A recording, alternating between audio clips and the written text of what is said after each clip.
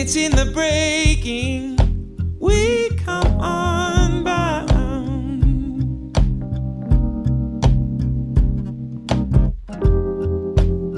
And it's in the giving we are found. Yeah, you could barely change. Welcome to A Medicinal Mind, Wisdom and Well-Being, a podcast dedicated to the telling of authentic stories and the sharing of insightful wisdom, exploring science and spirituality, medicine and Mother Nature. No topic is off limits when it comes to growing our personal understanding and supporting our collective well-being. With your host, Dr. Rob Abbott, a family medicine resident practicing spiritually focused and evolutionarily informed functional medicine, we hope to nourish your being so that you can flourish in whatever the moment has called for you to do. And I know you tried.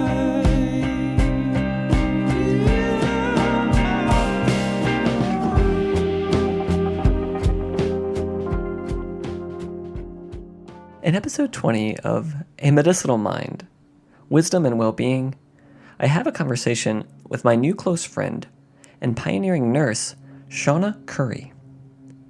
I recently met Shawna just a few weeks back at the 2017 Ancestral Health Symposium in Seattle, Washington, where she presented some rather fascinating insights into her application of the Western medicine acute triage process as part of her practice of lifestyle medicine and the reversal of chronic disease.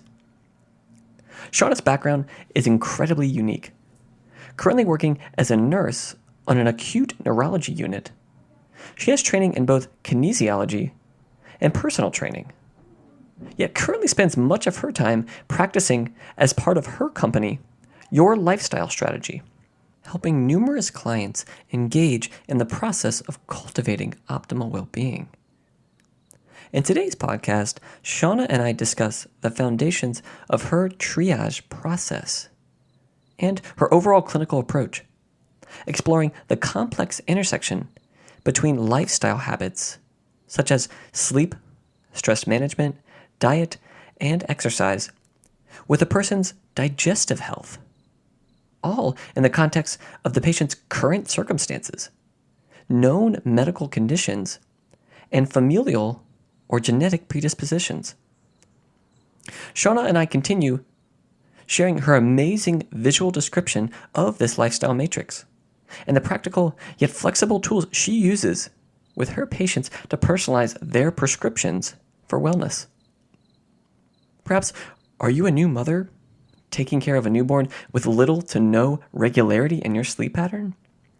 Perhaps your focus and foundation should be on the other three areas of Shawna's lifestyle table, recognizing that if another leg in these four is significantly compromised, it may result in a spiral of suffering and emerging illness.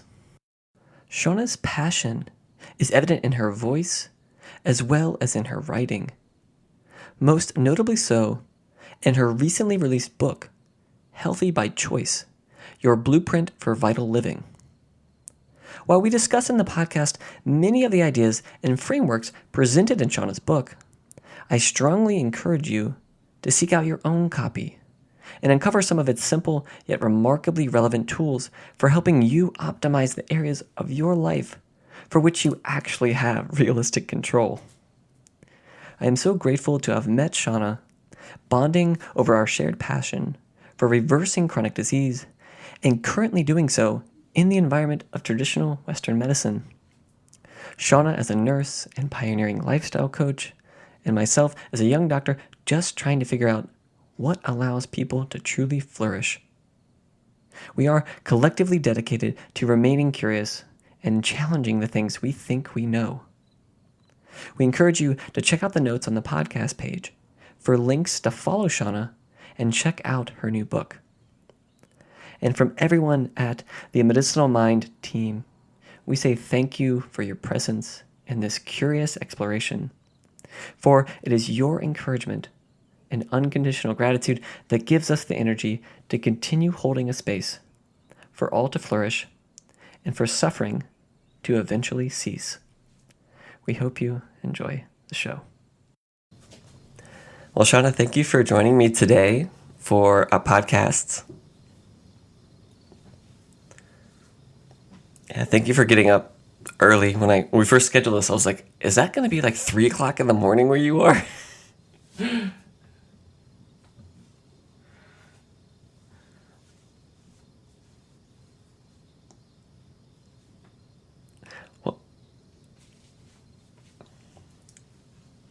Well, thank you so much for doing it. And, if you need to go back to sleep at least for a couple more hours after this, you can. So, totally acceptable. Oh, well, so I'm honored to have you on, and thank you for coming in.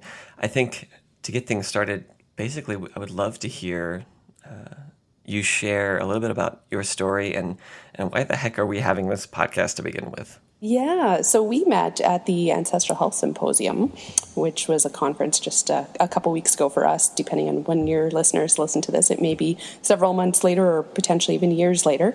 But we had a really good conversation there. And in terms of my background, I'm a registered nurse. I've been a nurse for about 6 years now. And prior to that, I have a Bachelor of Kinesiology and spent about 10 years as a personal trainer, a triathlon coach, a fitness instructor, you name it. I did kinesiology as in physio clinics, so helping with the exercise recommendations. And so I've got this pretty broad background in terms of my education. But I think what you're really going for is more the story behind all of that. And my personal story was unfolding throughout those years, starting during my kines education. And so, generally speaking, I was a pretty healthy person growing up. I didn't have a lot of stuff going on. Definitely allergic to red food dye, which caused some issues, but we didn't know about that till way later. But I had jaw surgery just before I turned 18, and ended up with my jaw wired shut, and that was to correct TMJ issues. And so I had a lot of clicking and locking, and by the time I was 18, I could barely eat solid food. So it wasn't just a cosmetic thing. There was a lot of medical stuff going on. Because of how my face got rearranged and my jaw being wired shut, I had a lot of bone fragments and ended up on antibiotics for about 6 months straight just because of chronic sinus infections. And that's really when my health issues started to happen. So just about the time I was going into university, finishing up high school. And so I ended up with things that young people shouldn't have. I ended up with things like gout, staph infections, fungal infections. I had shingles 3 times, kind of one summer in a row after another, and ended up with inflammation in my body. At the time, during my kinesiology degree, I was doing a lot of training. So I was playing a lot of soccer. I was on the cross-country team and doing about 30 hours a week of running between the two. And my knees got so bad, I literally had to walk upstairs sideways because my knees were so inflamed. It was so painful. I ended up with this chronic shin issue that we literally took 10 years to figure out what it was, and we thought it was shin splints and stress fractures, and it turned out to be a compartment syndrome, which is not super common here. And that's why it took so long to figure this out. And so along this journey between being a kinesiologist and a trainer and advocating for this healthy lifestyle, I felt like I just wasn't healthy. I wasn't sick, but I wasn't healthy. And I was sort of caught in this limbo zone where I went through a whole bunch of different practitioners within the medical system. So I did the traditional medical system, saw doctors like rheumatologists, and they said I was fine. I didn't have the markers to have anything like MS or rheumatoid factor or any of those things, despite my body having all these really bad aches and pains and often rotating. I thought it might be something like lupus, it was just this weird unknown. I was always just unwell. And then I started seeking out other practitioners, so things like naturopaths and homeopaths, and got a little bit of relief, but didn't really fix the issues. I felt like I was always just treating symptoms. And so even between, Eastern versus Western medicine, I wasn't finding something that was really fixing me. And I just got really frustrated at the age of 20, 22, 24, whatever that was. And I was just tired of feeling broken. My sleep was disrupted. I was only getting a couple hours of sleep a night, intermittently as well. So I would only sleep for, 20 minutes here, half an hour here. And it was so broken. My mental health just wasn't stable because I wasn't sleeping well. I couldn't exercise. My digestion was off. And my whole world literally just fell apart. Even though I had this image of, I'm a triathlete, I'm a coach, I'm doing all these great things, I just wasn't well. And so that's where my passion came from, is really fixing myself. I thought, I'm too young to feel this old. And if this is how bad I feel when I'm in my 20s, how am I going to feel when I'm 50 or 60 or 70? And I just didn't think I'd have the vitality to get through life and have the energy that I needed down the road to be able to do all the things that I wanted to do. And so I dove much into the literature, spent several years doing a ton of research on what are the common things to all programs, whether it be Eastern medicine, whether it be Western medicine, and what are those common aspects that work for everyone in their programs, and really pulled from those areas. So that's what I focus on in my practice, is what I call the 7 pillars of health, these 7 areas that I feel are critical for your success, for your health, and that all of us need to really be focusing on in some aspect of our lives to get that bigger scale of, we call it balance, but it's just this component of having sometimes we're focusing more on one area and sometimes more on another, but we need to have each of these areas looked at times to make sure that we're not too far off with them. That was a long-winded answer to your question there. No, it was a beautiful story to hear. I know hearing it the first time when we were at AHS, you hear all of these stories, and while you cringe at just the pain and the difficulties that people go through with their health, I'm just so grateful that people are able to grow through them and eventually find a degree of wholeness and wellness, and then are now empowered to go help others through a similar journey. And so just thankful that you went through those experiences and have come out even more motivated to want to help others. I've talked about on a numerous podcasts this idea of sort of post-traumatic growth, or growth through suffering, and I think it's something that we oftentimes it's really easy to overlook when you're in the mud, so to speak. And reflecting back, it's like, well, it's great to sort of reminisce back, but really, I found that sometimes a meditative practice of fully being present allows you to sit in the mud when it's there, and use that reframing perspective of how can I use this to grow? How can I use this, challenge to improve aspects of my life? So I can totally see where your experiences has informed and directed you to where you are now. So thank you for sharing that story. Oh, you're very welcome. I loved, before we go into perhaps what those 7 pillars are that you lay out, I heard something in that initial introduction that really stuck with me. It's this idea of, I wasn't sick, but I also wasn't well.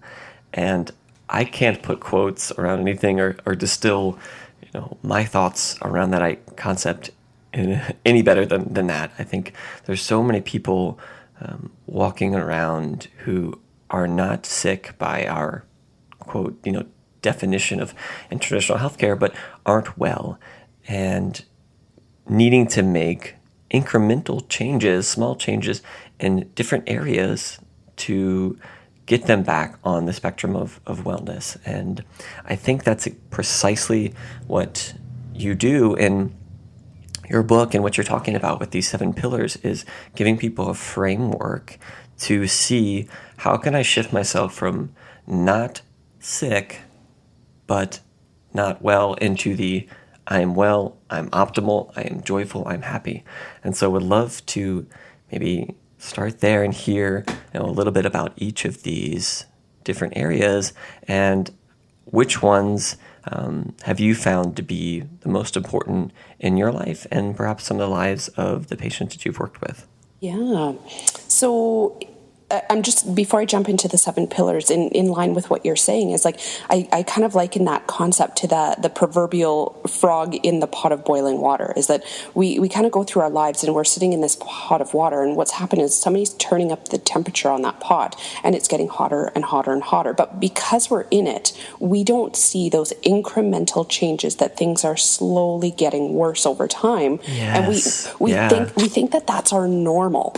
And so quite often when I've worked with patients and clients over the years is that when I'm working with them, they're like, but I'm not broken, or I'm eating really good, or my exercise is fine. But they don't have that outside lens to look in and be like, wow, you're exercising way too much, but you're just so used to that level now. That's your new norm.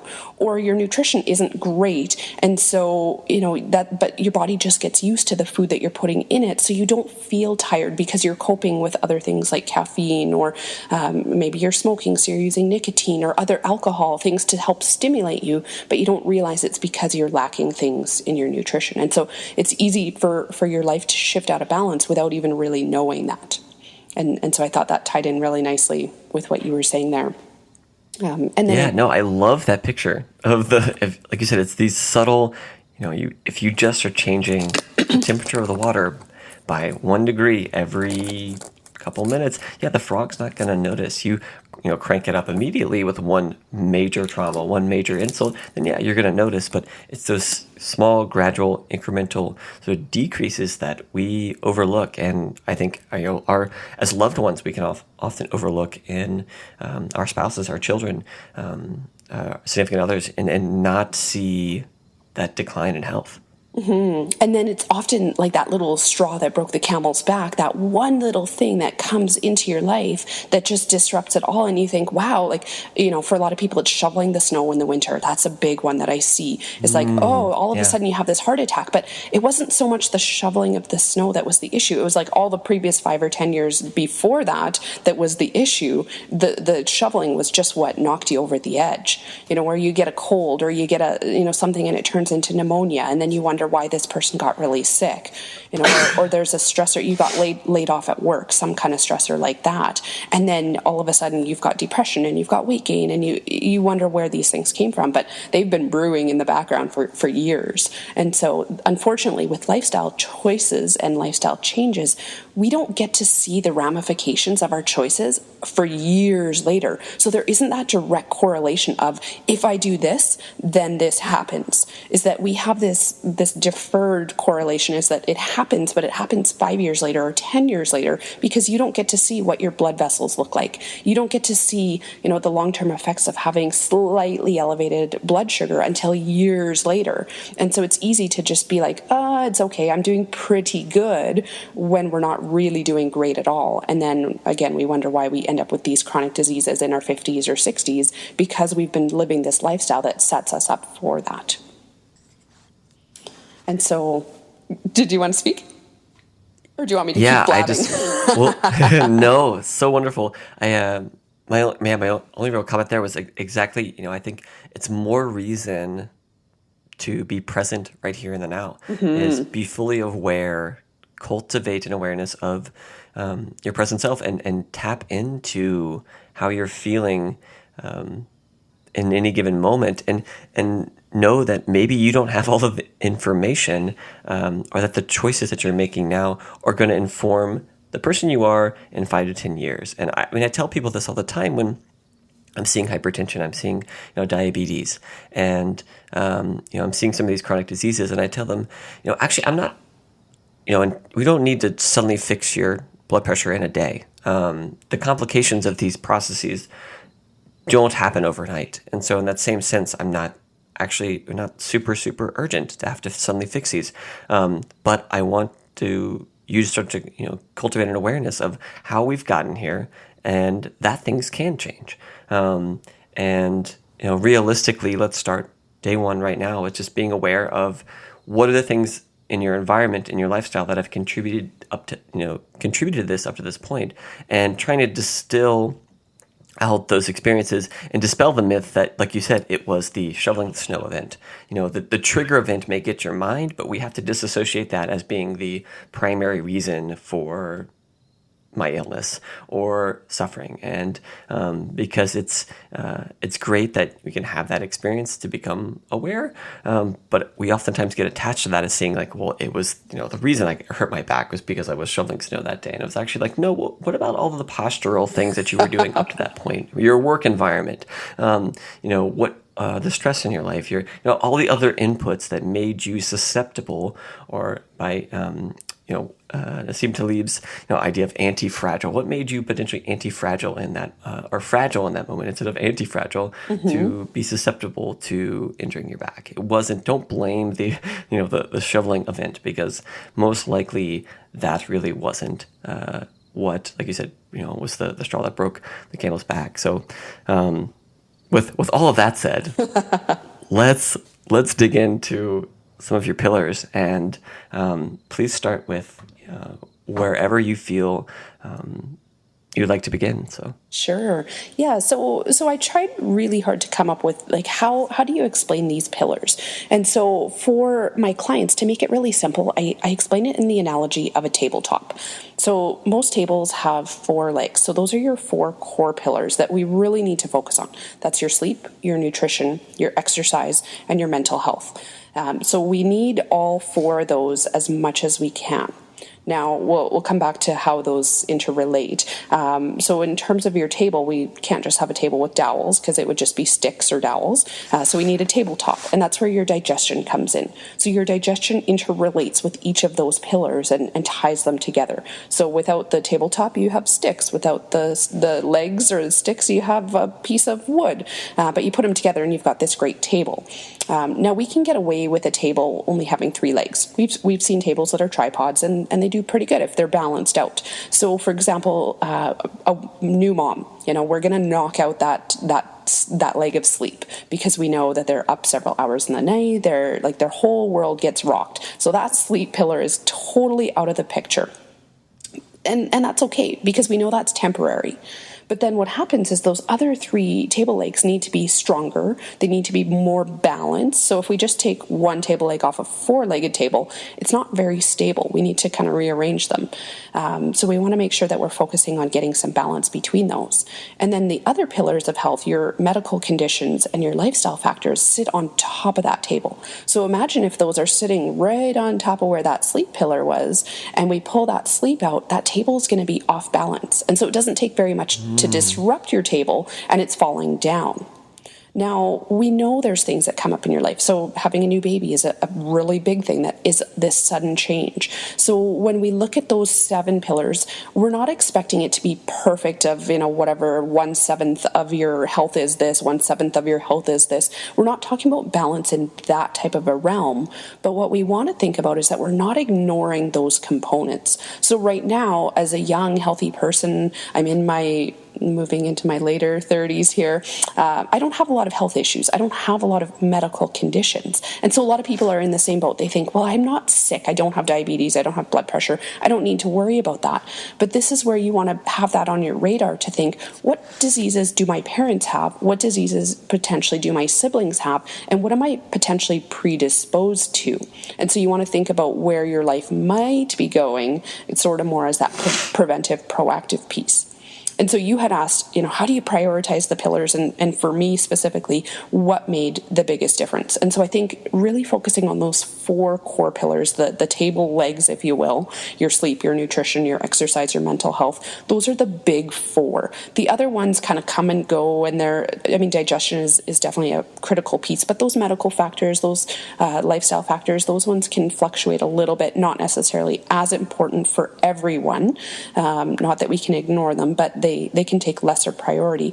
But if within those 4 core pillars of your table legs, if you're at least getting 3 of those really dialed, there's room for a little bit of a buffer on the other end. So for me, sleep is really the first one that made the biggest difference for me. Is that when I was in the worst spot with my health, sleep was horrible. Like I said, I was only sleeping a couple hours a night. I actually thought I was going crazy. I wasn't sure if I had schizophrenia, if I was bipolar. Like, I was so moody. I'd be happy one minute, bawling the next minute, and I felt really volatile. But I wasn't mentally unbalanced. I just wasn't sleeping. And so I actually got into this urgent medical program at one of the local hospitals here, and they just assessed me, and they're like, so how much are you sleeping at night? And they go through their questions, and I was like, oh my God, they think I'm crazy. They think, I've got this horrible disease. And it's like, you know what? And they're like, we think you're actually fine. You just need to sleep more. But I couldn't because my sleep pattern was so disrupted. So I got put into a sleep program and did a ton of work retraining my body through physical means, through like just tons of different patterns. And that really helped to gradually make a difference. And so even now, I will probably always be a bit more sensitive in the sleep side of things, but I can sleep for 7-8 hours a night consistently almost every night now. And that was never the case. That wasn't even a possibility. I couldn't even dream of sleeping that much before. So the fact is, like, these things that we think we're like, oh, well, I just need pills to fix this. Initially I did, and I took a ton of medications. I tried lots of different things, and then I, combined that with the natural roots. So things like melatonin, valerian root, using lavender oil, like all those things. It was very much a combined approach, but it was also going through the aspect of repatterning my mind, because I told everyone how bad of a sleeper I was. I was like, hey, Rob, do you want to hear how bad my sleep was last night? And so it was just more like anyone who would listen. Like, I look back and I'm like, wow, I feel really bad for my close family and friends. I probably traumatized them with all my, oh, woe is me kind of stories of how bad of a sleeper I was. And it was every aspect of my life. Like, oh, well, I'm tired today because I had such a bad sleep last night, and it just became this part of my identity. I wasn't even aware of how much I was talking about my poor sleep. So it's easy to have this running dialogue that you have, and it might even be on a subconscious level that you're just not even aware of how these things can limit you from exercising or from eating better. Like, oh, I can't do that because fill in the blank with whatever your excuse is. And really, they're kind of just excuses, and we just tell ourselves these storylines that become our norm, and then we get used to them. And that same type of thing can happen with any of those pillars of health, is that we just get off, we have our thoughts of what we think healthy is or balanced is, and oftentimes we're so far off base, but that's our reality. So we think we're doing pretty good. Wow, yeah. So many things there that I loved. I'm a visual person, so I'm just sitting here picturing this table and completely loving it. Totally going to steal that to describe to my patients. I think Perfect. Understanding the flexibility, adaptability of those legs, but that they are legs. The legs do not become, you're not turning the table upside down, and focusing on those legs and recognize that at any given time, like you said, sleep might kind of come out of the picture, or you might have a ramp up in stress related to your work, and you're not able to pour as much time into managing that and seeing that you can survive on 3 legs, but you're going to have to shift stuff on top of the table. And I love that imagery of, for you, for me, I don't have hardly any books on the top of my table. I don't have any medical conditions. I don't have much weighing down the table. So in that sense, the legs can be somewhat freely mobile. I still need 4, at the very least 3, but I don't have very many books. And I think, but describing to people, and some of the patients that we are collectively seeing in the hospital, they have stacks and stacks and stacks of books on top of that table. Oh, and by the way, that table is made of like balsa wood. Yeah. Their digestion is just, super, super fragile. And then, so you can start to see where even in that setting, even if you had the sturdiest foundation, things may not work out. And another perspective, one of my colleagues, I loved his kind of analogy about this. Clay, who is this wonderful ER physician, I first, met actually doing a podcast with Chris Masterjohn, and he put out in the podcast this concept of understanding that nutrition and some of the lifestyle changes are great, but once you get to sort of end-stage organ failure, end-stage, structural heart disease or structural, kidney disease, you're very limited in what you can do with some of those pillars in nutrition. And we have to make our effort way up front, recognizing that there's little that we can do at this stage, and that our certain medicines and some of the traditional approaches are really all we're left with at that point. And so I think, bringing that perspective, back to this imagery, like I said, of understanding like what books do you have on your table and how sturdy is the board of the table itself. And recognizing that even if you don't have books on the table, like you said, looking at your family members, look, what are they reading around the table? What is your family reading? What are the books, on their table, on the couch next to you?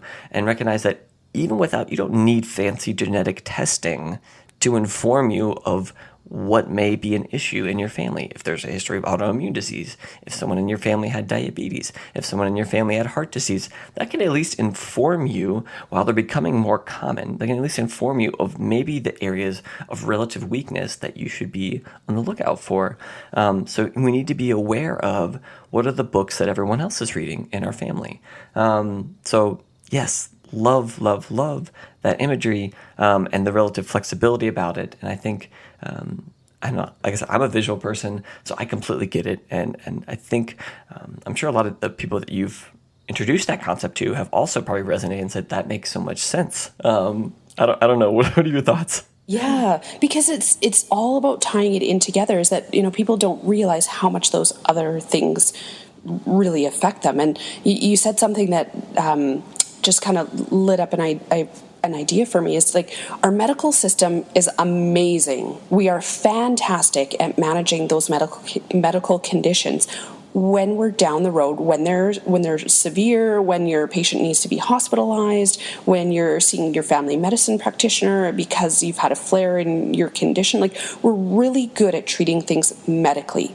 But what we're not great at, and what we need to start looking at, is more that preventive, proactive piece, just because of a factor of how nurses are trained, how doctors are trained. And it's not meant as an attack on any one system, because I think, we've done a fantastic job. Like, you look at how medicine has saved so many lives, and we've done a really good job. But what's happened is that while our medical system has done this amazing job of these advancements that are, you look at labor and delivery, used to be a really high mortality rate, and now very few women die during the labor process because it's so much safer.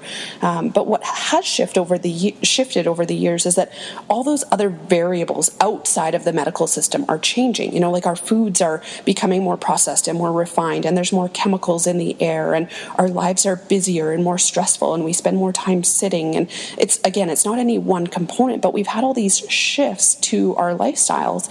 And what's happened is that our medical system hasn't necessarily shifted to adjust to counteract all those other lifestyle things that are going on. And so now we're in this crisis where we've got an obesity crisis, we've got, diabetes is skyrocketing, heart disease is skyrocketing. And so we have all these things that are going on at the same time. And what's going to have to happen is some kind of a shift. There's a lot of pushes going on right now to say, let's have our models be more preventive and proactive, and to change, like, to fundamentally change a system is super expensive. To go back and okay, we're just going to redo our whole hospital system the way that things work. And I still actively work as a nurse in the system, and we need our hospitals. I'm not saying let's get rid of them, because we still need them. There's still patients that are coming in, but because these lifestyle things take so long to change and to have that effect come down, as practitioners, we need to shift our mental focus in our personal practices by teaching our patients those 7 pillars of health, so that they can each take on a little bit of that prevention piece. And again, we were talking about this earlier, but if everyone could be even just 5% healthier, if you just said, I don't have to be 100% healthier, I don't have to completely revamp or redo my whole lifestyle, by focusing on a couple of these pillars of health. And what I recommend for people is looking at what is most out of balance in your life, not which one is easy for you, which one is most out of balance. And by targeting that pillar of health, or those couple pillars of health, and by improving your nutrition a little bit, or by improving your sleep a little bit, you're able to make these huge impacts that can then delay the onset of diabetes or heart disease. They can delay the weight gain that you potentially might have, or even prevent some of those things.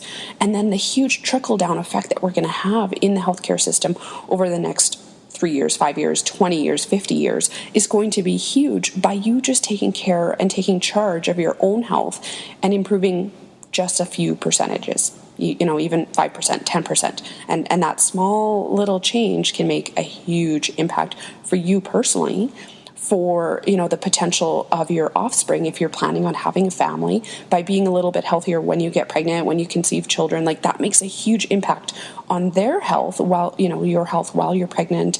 All of those things, they're huge factors that contribute to the health of someone else. And so again, it's just a little bit of personal accountability will make a huge difference down the line. Yes, I know we were talking about this, like you said before, and it's probably my favorite idea that's come from our discussion. And what we're talking about is this idea of these incremental changes and just needing, let's try to be 5% healthier. And on one hand, it seems like, well, that seems silly. Why am I only trying to be 5% healthier? And like, well, that's not the goal. I mean, I'd love for you to be completely optimal, completely in alignment with your true nature, your true self. But what if we just started small and take the accountability, like you said, to figure out which of those pillars are actually going to give me the most gain? That takes a little bit more individual work and recognizing, well, should I put more of my energy in tweaking my diet? Should I put more of my energy into improving my sleep? Am I doing almost nothing in terms of activity? It's realizing that you can get more of the game, back to sort of that kind of 80-20 rule concept that gets tossed around a lot, of like, what can I put in to get a bigger return on my investment? And yeah, I'm just sitting here imagining too, like, if everyone just did one small thing to get 5% healthier, that would just compounded over our entire population. In Canada and the U.S., it's unfathomable to me what we could be doing and saving and helping our nation. And I mean, honestly, yes, some of this can be driven by, we're going to bankrupt our government based off of what we're paying for healthcare. I honestly just want to see people happier and more compassionate, more kind, and more joyful at the root of it. And maybe the byproduct can be, we save ourselves from, actually having a government that has money to pay for other things besides medicine. So, but at its core, I just want to see people joyful and happy and kind. And perhaps we, as healthcare workers, need to spend some of our time helping them elucidate what of those areas may be weaknesses and how to potentially fix it, and not necessarily using medicines first. And I wanted to maybe get into hearing a little bit of what you've been doing, but I found, at least where I'm at right now, so I'm a family medicine resident, but I'm spending a lot of time in the hospital, so seeing the more acute side of medicine, some of the good, some of the bad. But I have found, and I want others in my hospital, to try to take ownership of, we need and you can call it whatever you want, preventative plan, optimization plan. But when we're seeing people for, quote, acute issues, we need to be spending time with them right then on, how do we prevent you from coming back to the hospital? Or how do we optimize and improve your life so that you will be less likely to need these services again? And we're not spending the time doing that. One, because we're not really formally trained to do it, or secondarily, people don't really see that as their job. And yes, time, we can easily make excuses, say, well, I don't have time to do it, which I won't argue. In some of the environments, if you're an ED physician, I understand the requirements of your job. But I've been able to make time and find conversations to see people, see families, when I'm seeing, the pediatrics, when I'm seeing kids in the hospital, making time to talk to the families, to inform them about things that they can do in their lifestyle when they leave, to hopefully prevent them from having to come back. Or on more than one occasion, talking to people and saying, I'm more than happy to work with you once you leave as your family physician, work with you in some of these areas, knowing it's going to be a longer process, but my ultimate goal is to make you healthier, to allow you to realize some of your goals and dreams, and yes, prevent you from having to come back here. So that's why I've practically tried to bring some of this even into the traditional setting, and was curious. I know you wear different hats, but what have you done in your hospital setting to try to make some of these optimization, preventative measures very practical. And then we can also go into, if you want, what you're doing outside of the hospital to, implement these things and to help people find their wholeness, their wellness. For sure. So in the hospital setting, I'm working on a really sick acute neurology unit.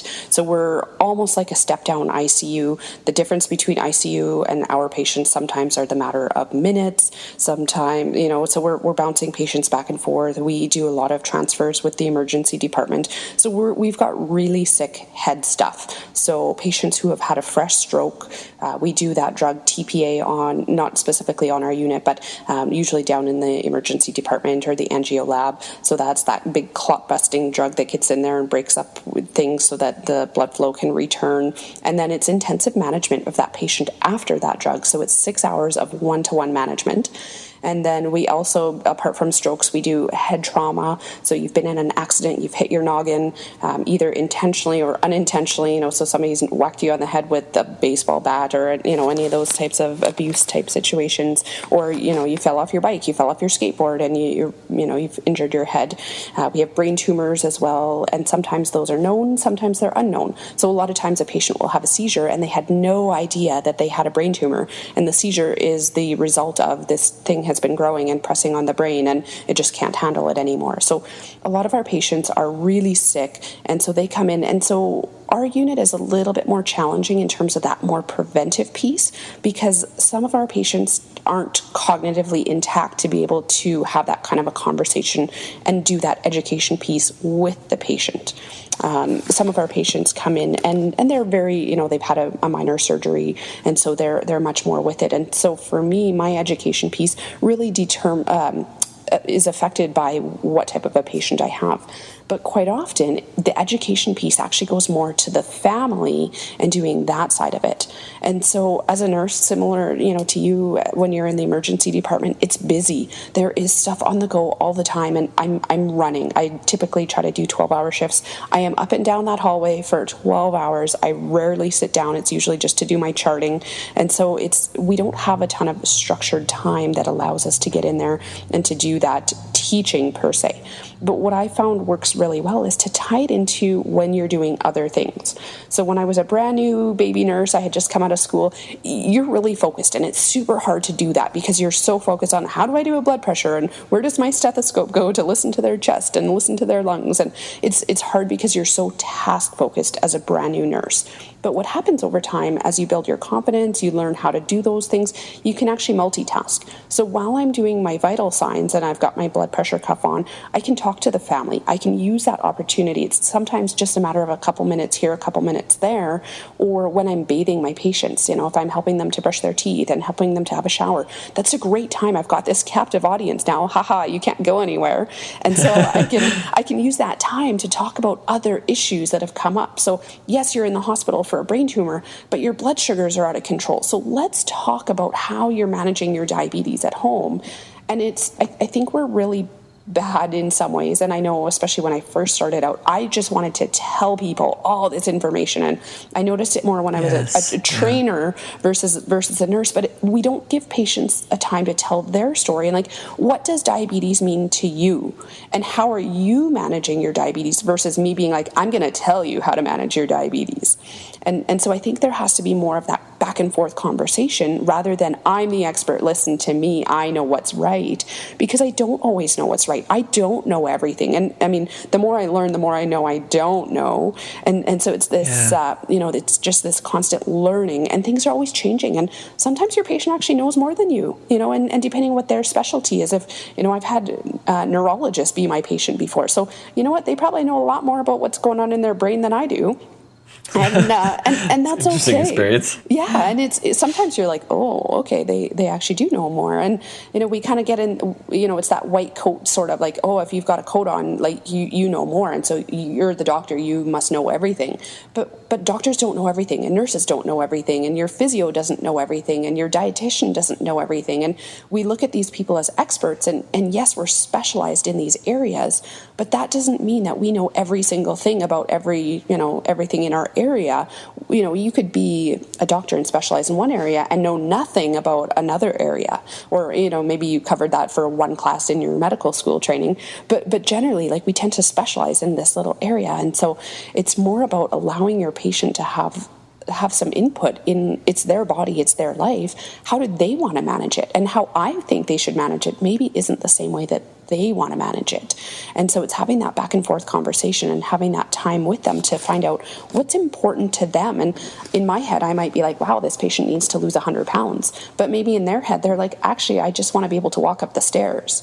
And so if there's this disconnect in thinking, okay, losing some weight would help them be able to walk up the stairs, it's more, how do we connect those two and how do we bridge that gap so that we're not fighting and not having these different opposing thoughts. And okay, so our plan is to discharge you, our plan is to get you at home, our plan is so that you don't have to come back.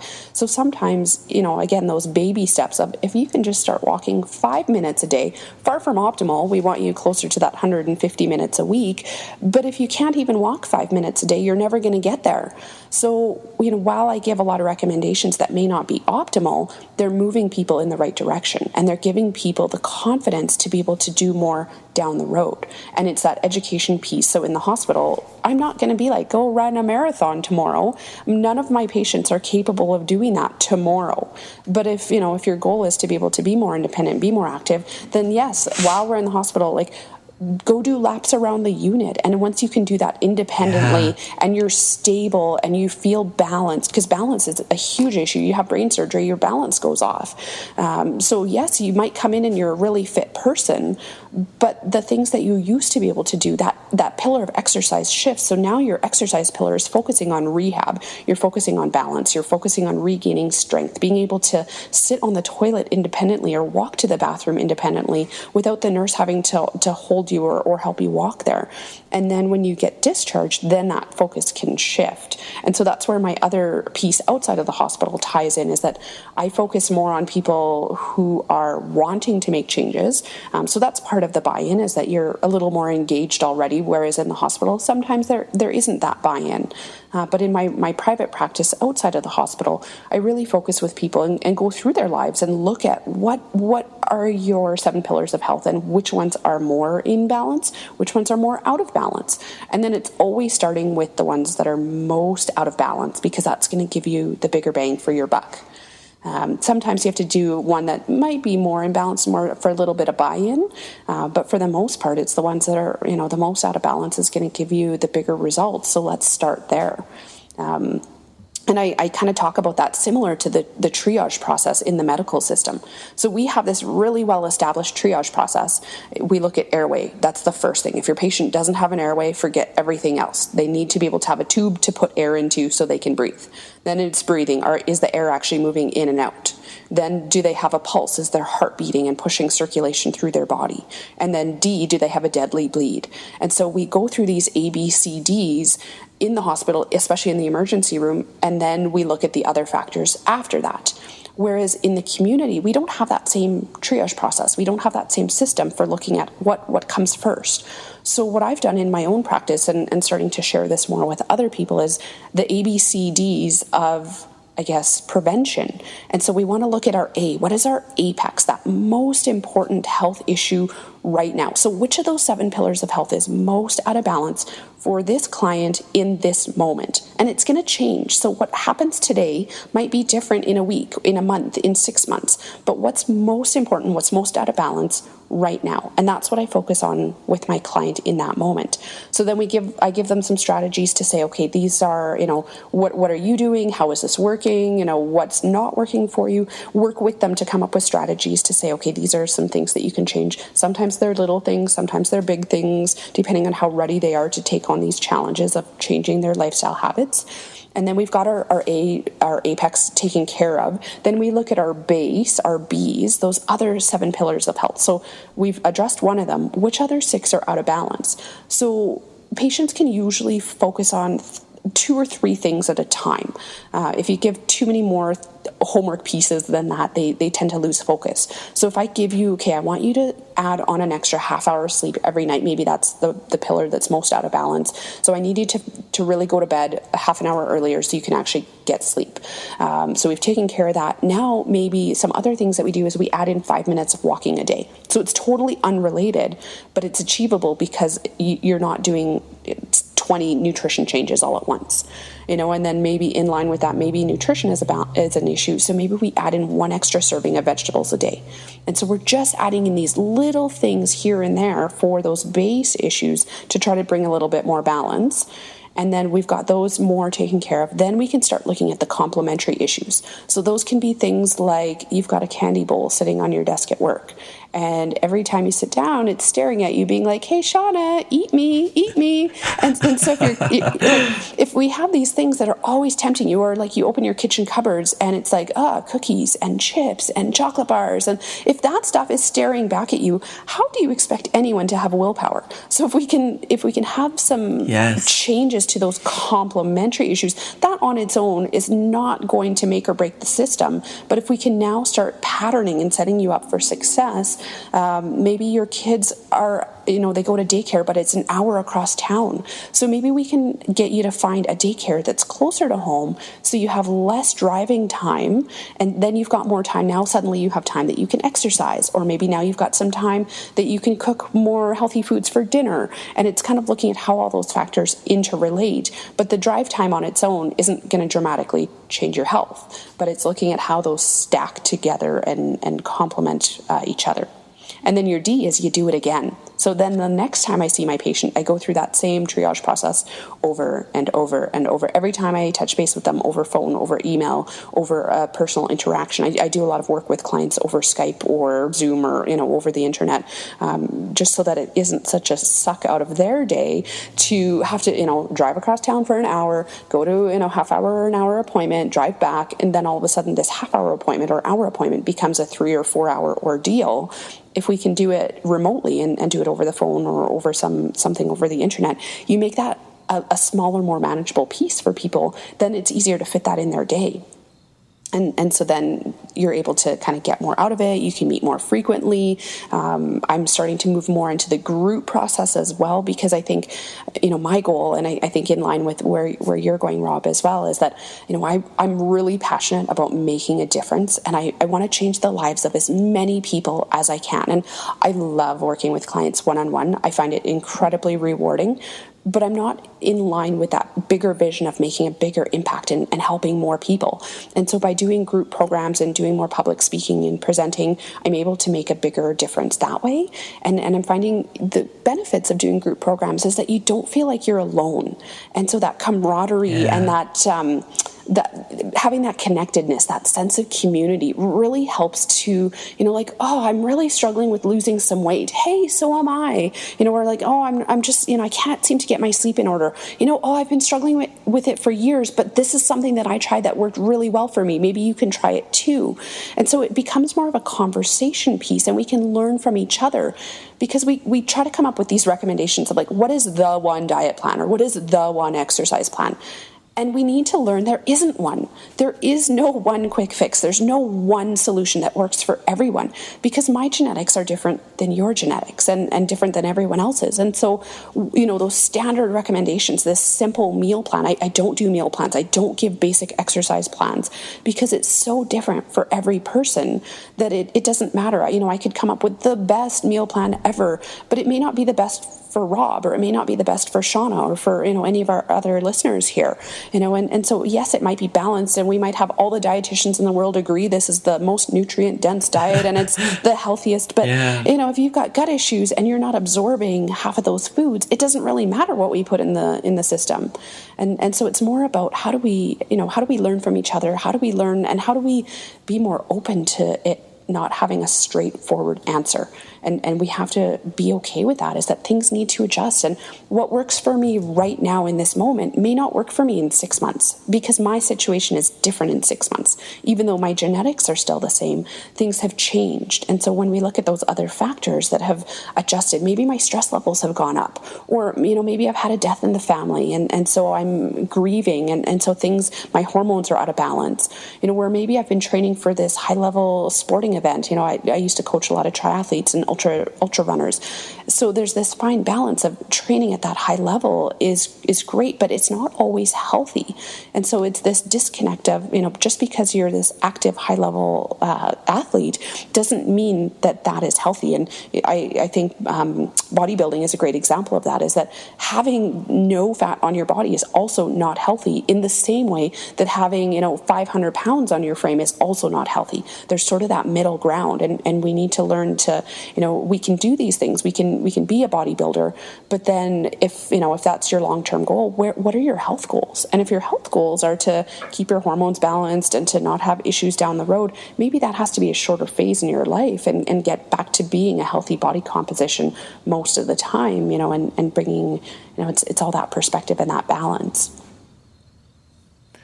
Shawna, oh my goodness, this is exactly why I wanted you to be on the podcast. You're such a passionate and articulate speaker, and so many things there. I was just kind of jotting notes in my head down. I was just so grateful. I think there was so much there for both the patient and the practitioner, and for the patient, allowing, like you said, them to create meaning, to find meaning, what's going to be important to them.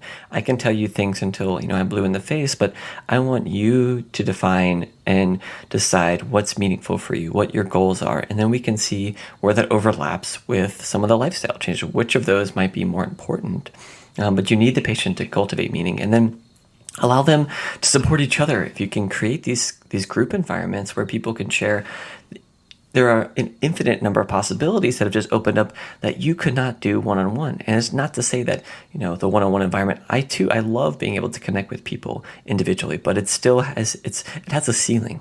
Realistically, you can only do so much. And there's so much out there that can be provided to people when they support each other and they're going through the same thing. And sometimes I found, people can look at you at your stage of health and see a big gap from where they are to where you are. And it sounds like this, you're standing on some sort of podium, some sort of pedestal, telling them why they're wrong, why they're messed up. And that can be really, really overwhelming. And just, it's like I said, it's there's no sense of equality, and allowing us to step back and realize, I think as practitioners, our goal isn't to make everyone, and no pun intended, this pillar of health, this perfection of optimal health.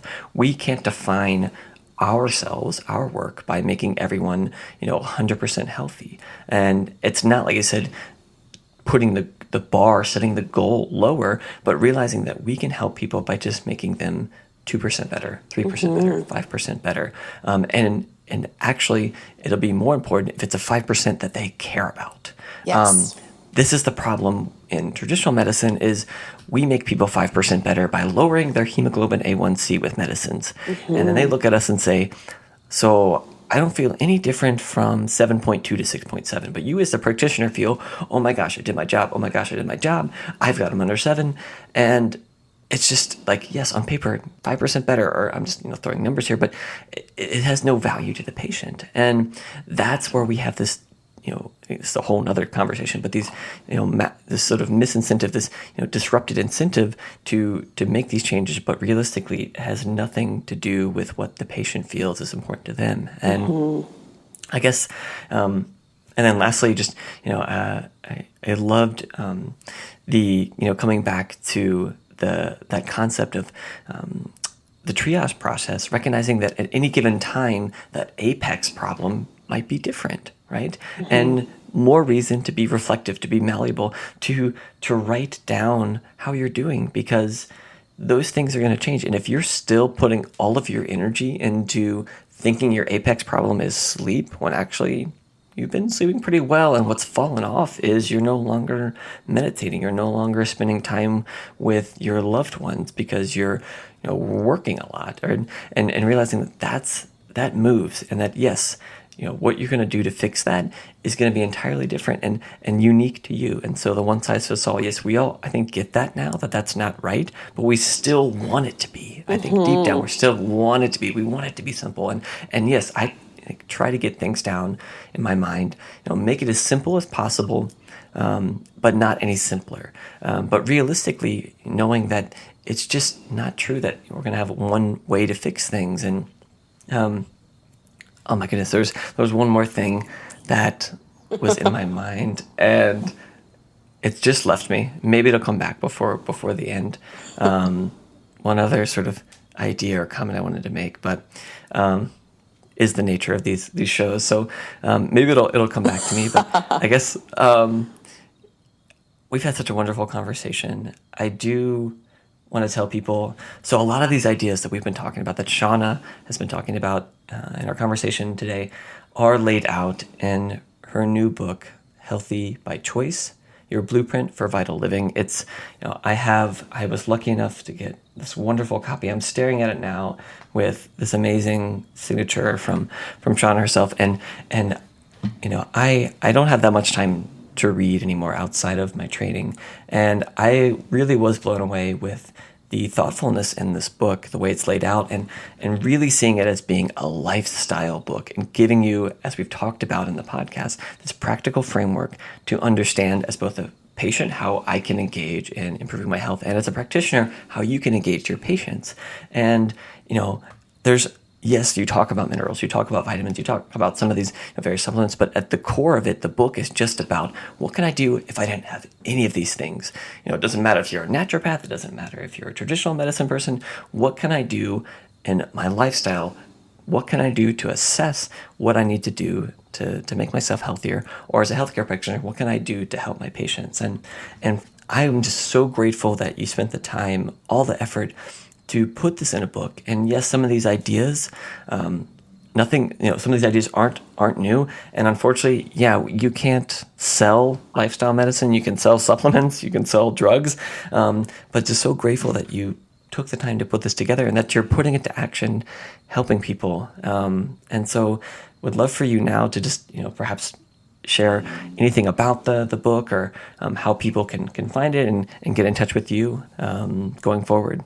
Yeah. So, I mean, this book was definitely a passion project of mine, and it was probably 10 years in the making. I've always kind of wanted to write a book, and I think when I was younger, I had different ideas. This necessarily wasn't the topic, but I always liked the idea of writing a book. I've enjoyed the writing process, and so this book specifically has been rattling around in my brain probably for 10 years, and I've been talking to my husband, being like, "Oh, I'm going to write a book." He's like, "Then write a book." "I'm going to write a book." "Then write a book." And it got to the point where I've been talking about writing a book for so long that I either had to do it or stop talking about doing it. And so I just really sat down and reflected on where will I be if I just let this go? And I feel like there just would have been too much regret if I didn't put this out there. And the timing to me feels like it's perfect. I've been in the industry, between kinesiology and nursing for over 16 years now. I've got enough work experience that I feel like I'm credible, that I'm not just fresh out of school. And, when I was in nursing school, I was like, I have all these ideas. But it's great to actually have some practical experience and see what really happens in the healthcare system. And like you said, this book is very much out of, these are ways that I helped fix myself and make my own health so much better and so much more vibrant, and wanting to share that with other people, that fountain of youth, if you will. But it's also part of wanting to help train not necessarily train, that's the wrong word, but help share the knowledge with other healthcare practitioners that this doesn't have to be as complicated as I feel like we're trying to make it. And so there's ways that as individuals we can take charge of our health. There's ways as healthcare practitioners we can take charge of, again, their own health, but also their clients' and patients' health. And so Healthy by Choice is very much that, health is a choice. Health, you can choose to be healthy. You can choose not to be healthy by what you're doing to your body, what you're putting in your body, how you're moving your body, how you're not moving your body. Everything that we do is a choice. And so we can make simple lifestyle choices and changes. And it very much is a blueprint. There isn't one simple way to say, here is the meal plan for everyone. And I think that's where a lot of other kind of lifestyle books maybe go wrong, is that they say this is the one solution. And so what I really tried to do was take all the recommendations out there. So what are the standard nutrition recommendations? What are the standard exercise recommendations? What are ways that we prevent depression and anxiety, and taking all these components and really focusing down on what is true to every diet plan? What is true to every exercise plan? What is true to every good mental health program that involves, meditation and mindfulness and having balance and happiness and all those components? What is true to each of those areas? I did probably 2 years of solid research. I've got over 200 references in the book, and pulling together what are the core essentials of those and distilling it down into practical steps that people can easily implement, rather than it being so scientific, so factual. It's like, what are the core basics that anyone can do in any setting, and really make it approachable. And so there's lots of case studies in here, lots of stories, and they're written to help you relate to them. Because I've even had some of my close friends be like, is this my husband? Or is this me? And I'm like, well, no, but it could be. Is that, yes. I've worked with hundreds of clients, and a middle-aged female with weight gain that isn't sleeping, like that story is so common. And yet people think, I have this unique situation, and, no one else really understands what I'm going through. Hundreds of people understand what you're going through. And the whole point of it is to make you feel that you're not alone in your struggles, and that's why I really share a big part of my story in the book, is that, I've gone through my own challenges. And you had mentioned as healthcare practitioners, people look at us and I'm lean, I'm healthy, I'm active, and people look at me and they judge me by that. And they say, wow, it must be really easy for you to be able to eat whatever you want. And you don't have to exercise. But what they're not seeing without that conversation piece is is that I'm the size that I am because of what I do, and because of how I treat my body, and because I make choices. I can easily walk down the cookie aisle in the grocery store and I would buy 6 packages of different cookies because they all look amazing and interesting. And yes. And if I keep them in my house, I'm going to eat them. I'm a human. Like yes. I have these, and it's like people are like, oh, you probably never eat dessert. I'm like, oh, I purposely don't have it in my house because I would eat I would eat dessert for breakfast. And people think they're like, oh, you're just healthy and you don't have to work. But it's because I do the work behind the scenes that I am healthy. And there's areas of my life that I struggle with more. Like I'm a giver and I will happily take on more and more and more and more. And then I get overwhelmed and I just burn out. And so for me, that's like the mental health piece for me is a big struggle. I have to work really hard to slow down, to make myself meditate, because I would just go all day. And then I'm wondering why I'm tired. And so those pieces, whereas someone else might struggle more with nutrition, that's easy for me, but it wasn't always. And so Healthy by Choice is about sharing that journey and sharing those pieces and empowering the reader to be able to take charge of their own life and to inspire them for action. So Healthy by Choice is available. You can either get it through my website, so yourlifestylestrategy.com, and I've got a little tab there for book, or you can just put yourlifestylestrategy.com/book. It'll take you right there, or you can buy it on Amazon.ca.com. You can buy it from the Indigo online. Any of the online bookstores should have it. It's super easy to get through my website there, and I'm really excited that it's available now. So it's been a long haul just waiting for it to be available. So pretty exciting to share that it is available and you can get it now. And I'm really happy to make a big difference in as many people's lives as I can. So just trying to get that information out there and share it with tons of people.